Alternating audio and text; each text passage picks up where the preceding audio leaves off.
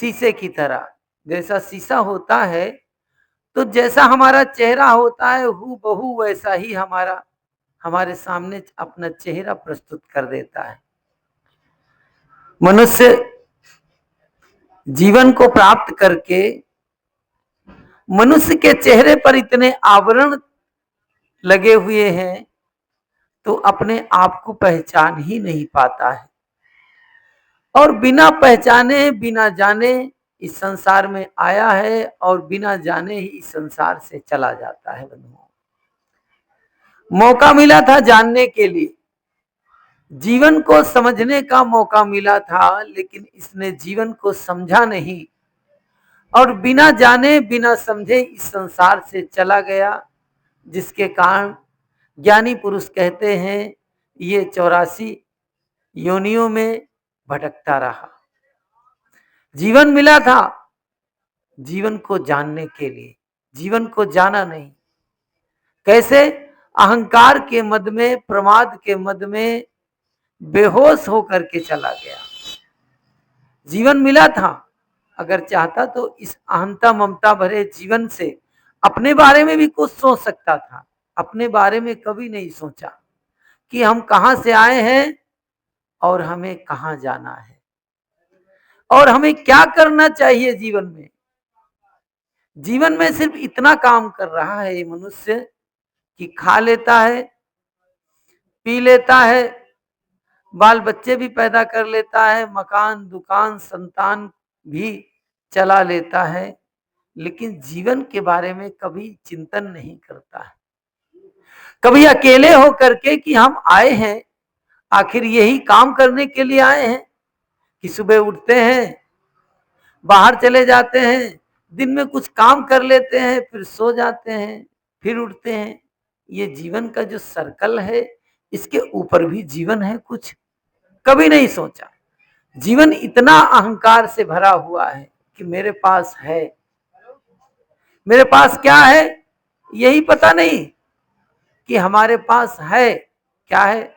एक सुंदर मकान है, दुकान है हमारे पास, हमारे 4 बच्चे हैं, हमारे पास धन है। इसी में ही जीवन को क्या करता है? जीवन को तिरोहित कर देता है। लेकिन क्या करता है? जीवन को जान नहीं पाता है। तो जीवन को ये जानने के लिए हमें जीवन मिला है। अहंकार प्रमाद करके बड़े बड़े कहते हैं, बड़े बड़े नामधारी, बड़े बड़े राजा आए, बड़े बड़े बादशाह इस धरती पर आए, बड़े बड़े महान लोग आए, बड़े बड़े क्रूर लोग आए, और वो आ करके चले गए। किसके लिए? हाय तौबा करते हुए कि मेरा है, मेरा है। यानी सदगुरु अभिलाष साहब ने कहा कि मेरा है, मेरा है, ऐसा मूढ़ जन्म भर करता है। मूढ़ कहते हैं ये मूर्ख मानो जीवन भर मेरा मेरा कहता है। बंधुओं, जो मेरा मेरा कहने वाला है, जो मेरा मेरा इस शरीर से कहने वाला है, वो जिस दिन निकल जाता है तो ये शरीर को लोग डेड बॉडी कहते हैं। फिर कुछ साधन कम नहीं होता इस शरीर के अंदर में। आंखें भी रहती हैं, कान भी रहते हैं, नाक भी रहती है, मुंह भी रहते हैं, हाथ पैर, शरीर हूबहू जैसा दिखता है वैसा ही रहता है। लेकिन मेरा कहने वाला इस दुनिया से चला जाता है। तब कोई नहीं कहता कि भाई चलो, कहते चलो देखो कुछ काम करो, सब कुछ तो है, किसकी कीमत क्या है। कहते हैं, एक कहानी मुझे याद आ रही है। कहते हैं एक घोड़ा बेचने वाला आया एक राजा के पास में।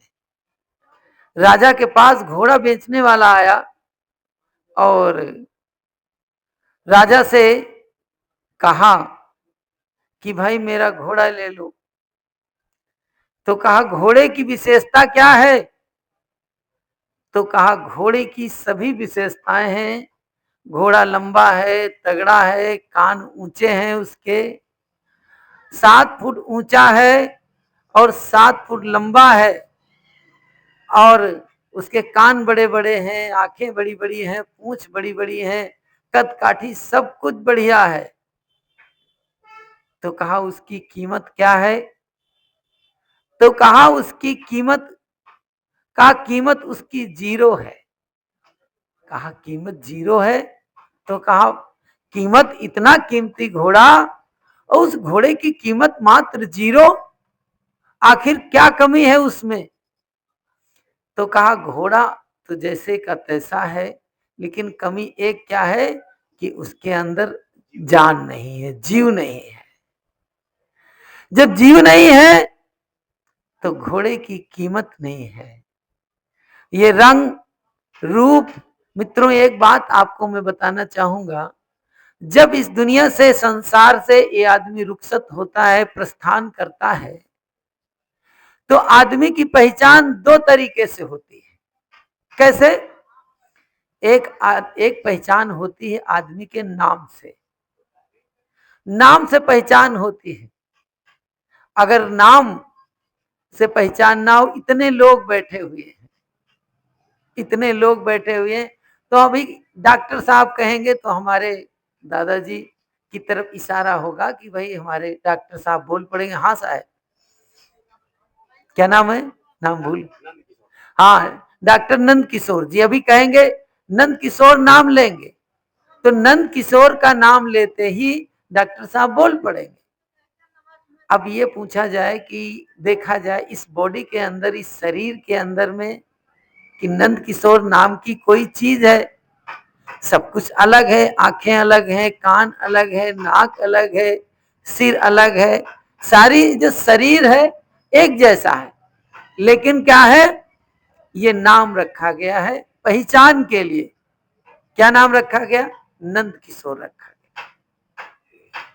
अब इस शरीर के अंदर में नंद किशोर खोजोगे तो क्या आपको मिलेगा? कहीं नंद किशोर नाम नहीं मिलेगा, नंद किशोर नहीं मिलेगा, लेकिन पहचान के लिए। और मनुष्य नाम के लिए जीवन भर क्या करता है?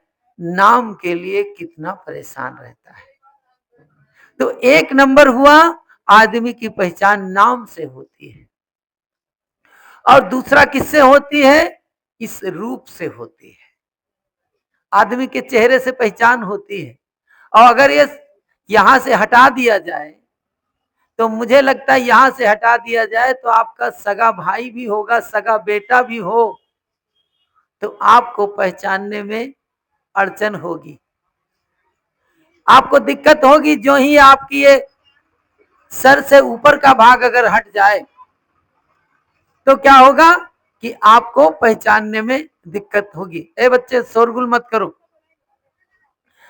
कहते हैं कि पहचान आपकी चेहरे से होती है, और चेहरे से पहचान, भाई शोरगुल ना करे, ए बच्चे शांत बैठना है, जितनी देर यहाँ बैठो, बोलना नहीं, बिल्कुल साइलेंट रहना है। बोले सदगुरुदेव की।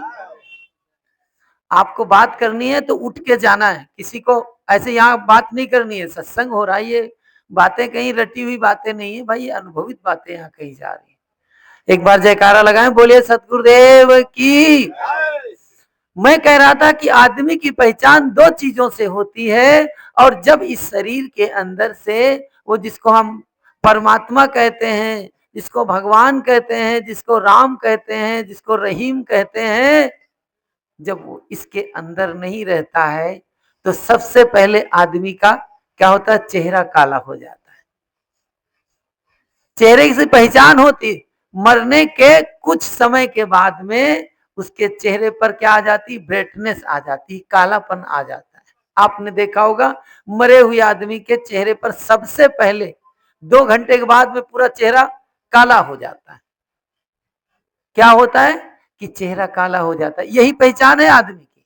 और उसके बाद जो ही जमीन के अंदर दफन किया जाता है, दफन करने के बाद में 2-4 दिन लोग याद करते हैं, बाद में कौन किसको याद करता है? उसके लिए आदमी कितना हाय तौबा करता है, कितना परेशान होता है, कितना चिंतित होता है, कितना पीड़ित होता है। बंधुओं, ये किसी कवि ने कहा है कि अकड़ ऐट सब धरी रहेगी, अकड़ ऐट सब धरी रहेगी, सीधे होकर जाओगे। अपनी करनी पार उतरनी, जैसा करोगे वैसा ही पाओगे। आदमी कितना भी, एक बात बताएं आपको, अगर कोई मदिरा पिया हुआ हो, शराबी आदमी हो, और शराब पी करके इस गली से अगर निकलता है, इधर से इधर की तरफ जाता है, अंदर जाए गांव की तरफ, तो जितने लोग बैठे हैं सब लोग जान लेंगे भैया ये दारू पिए हुए, शराब पिए हुए, हर कोई जान लेगा। लेकिन जो अहंकार से फूला हुआ है, अहंकार से अड़ा हुआ है, उसको पहचानना बड़ा मुश्किल होता है। और किसके लिए?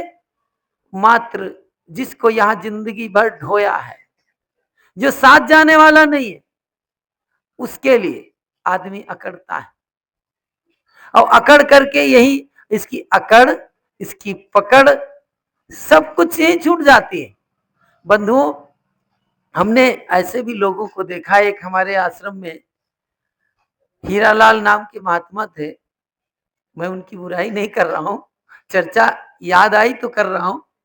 तो वो अपनी चीजों को बहुत मतलब पकड़ करके रखते थे। अपनी हर चीज को हर कोई रखता है, लेकिन उनका एक स्वभाव था कि एक एक चीज को बड़े हिसाब किताब से रखते थे। और बंधुओं, जब वो मरे तो हम वहीं थे। तो ऐसे छोड़े, हम तो देख करके बड़े आश्चर्य में पड़ गए कि मतलब क्या आदमी मरने के बाद में ऐसे छोड़ जाता है जैसे उसका था ही नहीं। ऐसे छोड़ता है, चाहे घर हो, मकान हो, दुकान हो, खेती हो, बाड़ी हो, परिवार हो, ऐसे छोड़ता है जैसे उसका कुछ है ही नहीं। कितना आश्चर्य। और जिसके लिए जीवन भर खूब भागा, खूब भागा, खूब जागा, और जिसके लिए अपराध किया, पाप किया, हिंसा किया, सब कुछ किया, किसके लिए? जिसके लिए किया, और उसको ऐसे छोड़ करके जाता है। तो हमारे संत ज्ञानी मनीषी कहते हैं कि हमको क्या करना है। हमने जो अहंकार पाल रखा है अंदर में, आदमी अहंकार पाल रखता है, और अहंकार को जब पाल लेता है तो उससे निकल पाना बड़ा कठिन होता है। भाई, एक स्टेटस है, एक समय की बात है, रोहतक गया था मैं। हरियाणा में एक जिला रोहतक पड़ता है। तो एक बहुत बड़ा मार्केट है। उस मार्केट के जो सबसे बड़ा सेठ था, तो उससे हम लोग मिले। तो जब सेठ से मिले तो हम लोगों ने पूछा कि भाई आपको क्या लगता है, आप जीवन के बारे में क्या सोचते हैं? तो कहा महाराज, आप लोग जो कहते हैं तो बात तो सही है, लेकिन हमारी एक पहचान बन गई है। हम जानते हैं कि एक दिन छूटेगा, जाएगा। हम चाहते हैं कि थोड़ा उम्र हो गई, अब भजन भक्ति कर लें, लेकिन अब मार्केट में एक पहचान बनी है। नंबर 1 पर सेठ जी चल रहे हैं, और अगर नंबर 2 पर आएंगे तो कितना अपमान वाली बात है। तो आदमी के अंदर एक इतना ईगो, अंदर जो ईगो से, ईगो में हर्ट नहीं होना चाहिए, ईगो में चोट नहीं लगनी चाहिए। आदमी अपने अंदर में ना एक इतनी, जैसे कोई मूर्तिकार हो जो बहुत बड़ा मूर्तिकार हो और इतनी सुंदर मूर्ति बनाता हो, उस जगह पर हम खड़े हो जाएं, हम खड़े हो जाएं और खड़े हो करके कहा जाए कि भैया तुमको अपनी मूर्ति बनाना है। तो हम जब अपनी मूर्ति बनानी होगी तो हम कितनी सुंदर मूर्ति, मतलब पूरी शक्ति लगा देंगे, पूरी गुणवत्ता लगा देंगे, पूरी क्षमता लगा देंगे कि क्या करने में, अपनी मूर्ति बनाने के लिए। हमने क्या किया है, हमने अपने अंदर एक सुंदर मूर्ति बनाई है। हमको कोई थोड़ा सा टेढ़ा कहता है तो हम उसके 4 गुना टेढ़े हो जाते हैं।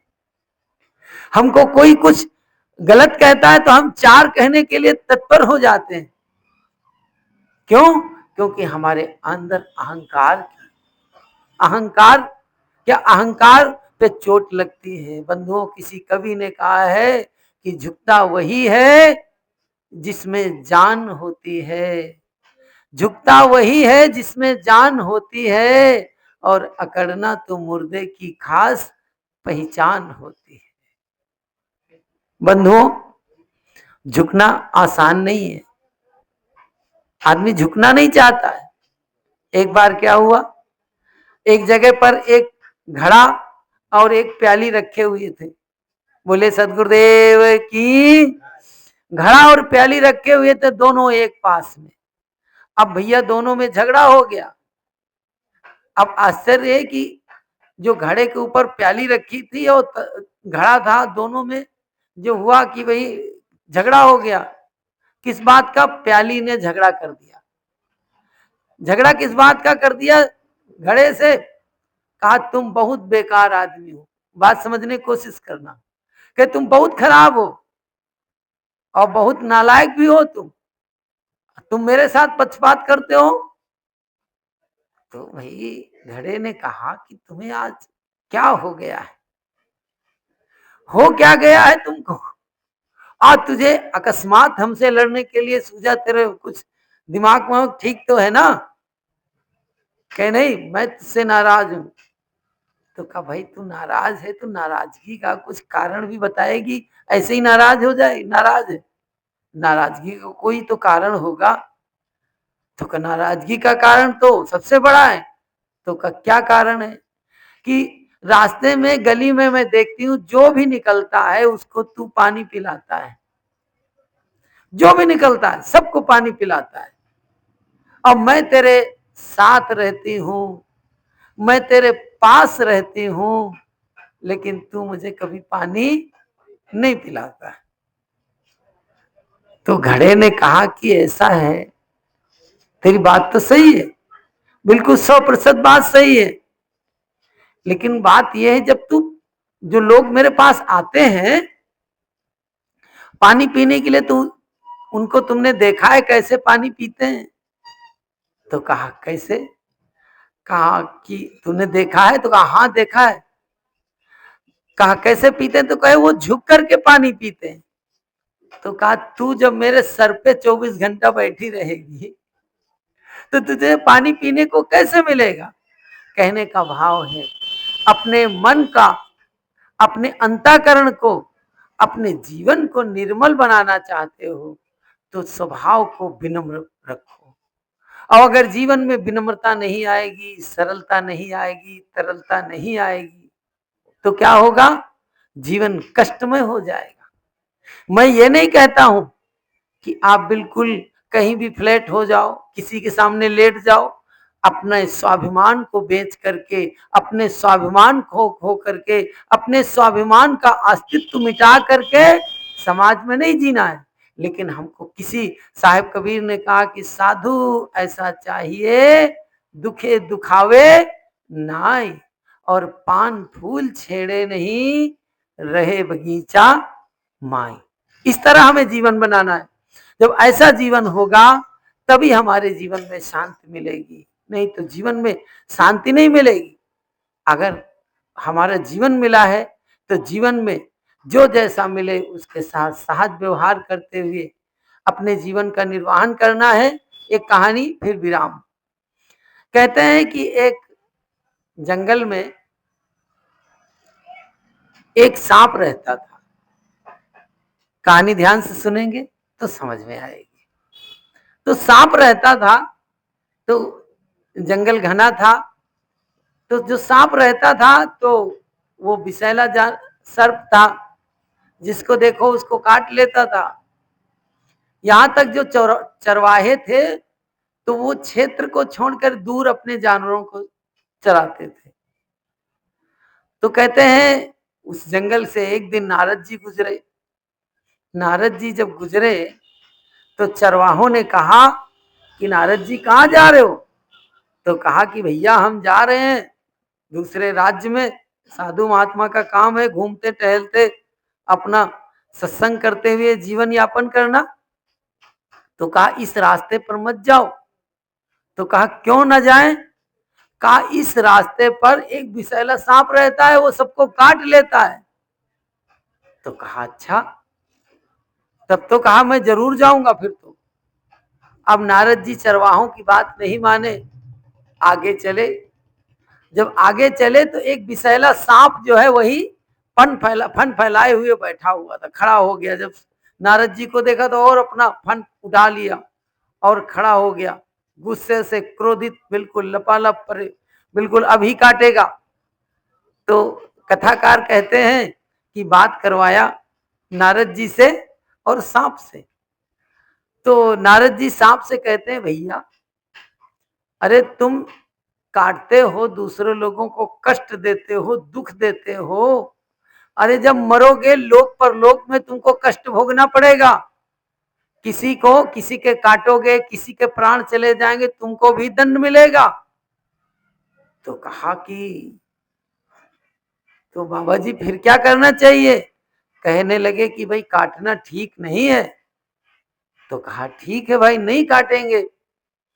तो सांप जो है नारद जी का चेला बन गया।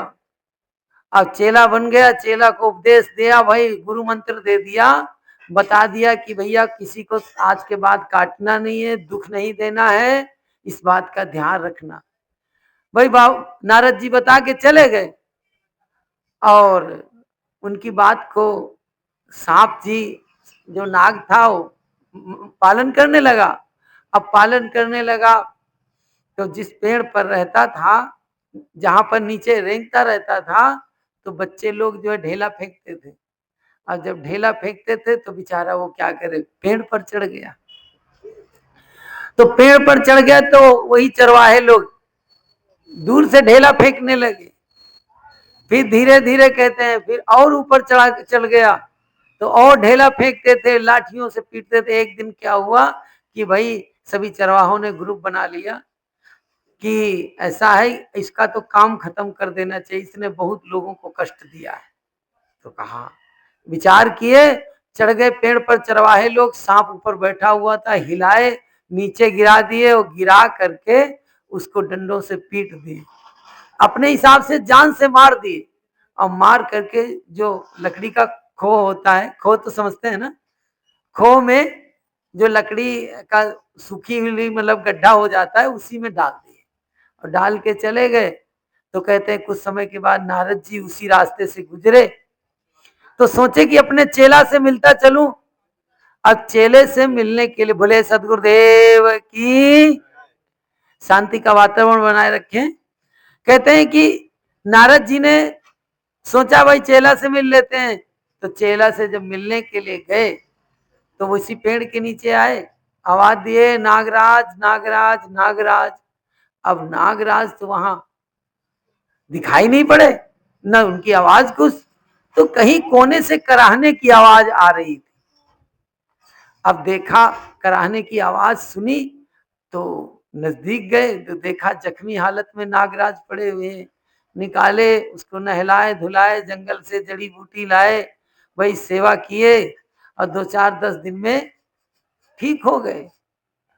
जब होश में आए नागराज तो कहने लगे कि भैया, नारद जी ने कहा कि भैया तुम्हारी ये हालत किसने किया? तो कहा गुरु जी ये आपकी कृपा से हो गया। कहा बेटा हमारी कृपा से ये तो काम होता नहीं। तो कहा कि आपने कहा था किसी को काटना नहीं, तो हमने काटना छोड़ दिया। तो कहा काटना छोड़ दिया? तो कहा जब मैंने काटना छोड़ दिया इसलिए लोगों ने हमारी ये हालत कर दी। तो गुरु जी ने, नारद जी ने बहुत जोर से डांटा कि अरे मूर्ख, मैंने तुझे कहा था काटना नहीं, लेकिन तू फुफकार तो मार सकता था अपनी रक्षा के लिए। कहने का, कहानी का भाव है कि अपने जीवन की रक्षा करना, अपने धन की रक्षा करना, अपने परिवार की रक्षा करना, अपनी संपत्ति की रक्षा करना, इसमें कोई पाप नहीं है। लेकिन इस जो मिली हुई चीजें हैं उनका अहंकार करना, ज्ञानी पुरुष कहते हैं ये सबसे बड़ा पाप है। तो हमें अपने जीवन में अपने सत्कर्मों के आधार पर, सद आचरण के आधार पर जीवन को बनाना है, जीवन का उद्धार करना है, तभी हमारा जीवन का सुधार होगा। मैं इतना कहते हुए अपनी वाणी को विराम देता हूँ। बोलिए सदगुरुदेव की। इसको बंद करो।